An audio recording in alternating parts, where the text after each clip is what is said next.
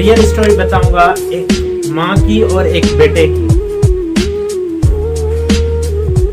जिसमें एक माँ होती है, वो अपने बच्चे को पढ़ाने के लिए दूसरों के घरों में काम करके पैसे कमा के उस लड़के की, उस अपने बेटे के स्कूल की फीस के लिए पैसा जमा करती है। वो पैसा एक एक पाई करके जमा करके उसके स्कूल को, उसके जो स्कूल हेडमास्टर को देती थी। आहिस्ता आहिस्ता वो लड़का बढ़ने लगा।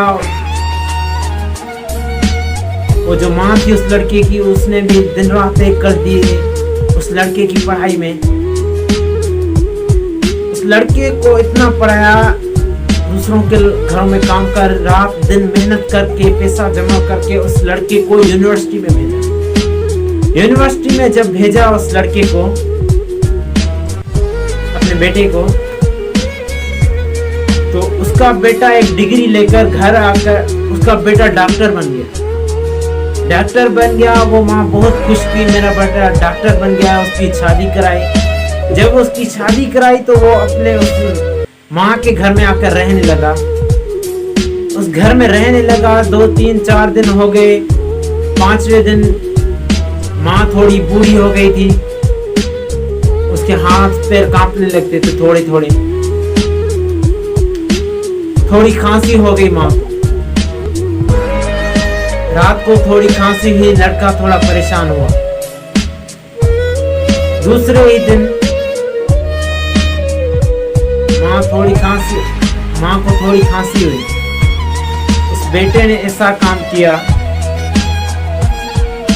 कि अपनी माँ को जाकर उठाया, अपने चौपाई से उठाया और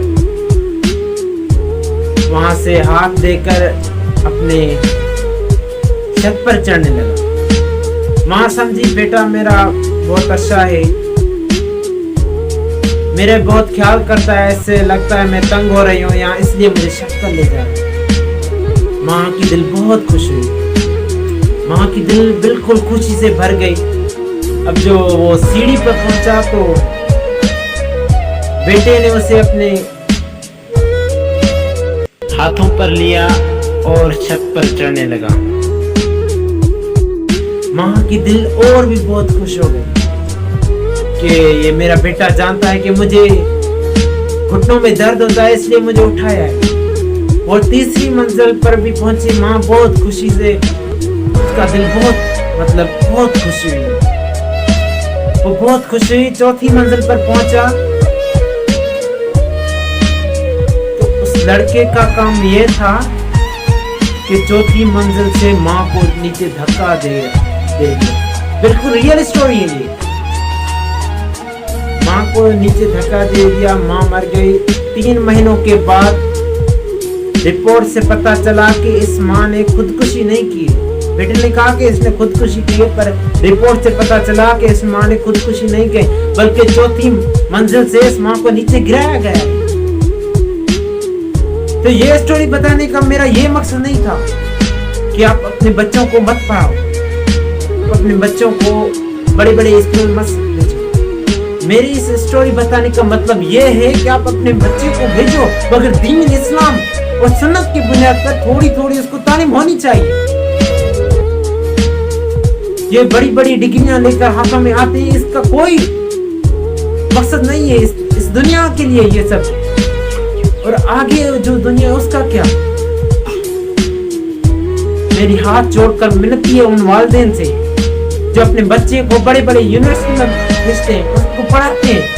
मैं ये नहीं कहता कि उनको मत पढ़ा, मैं कहता हूँ कि उनको पढ़ा, मगर दीन, इस्लाम और सुन्नत की तालीम भी जरूरी है उनकी जिंदगी में।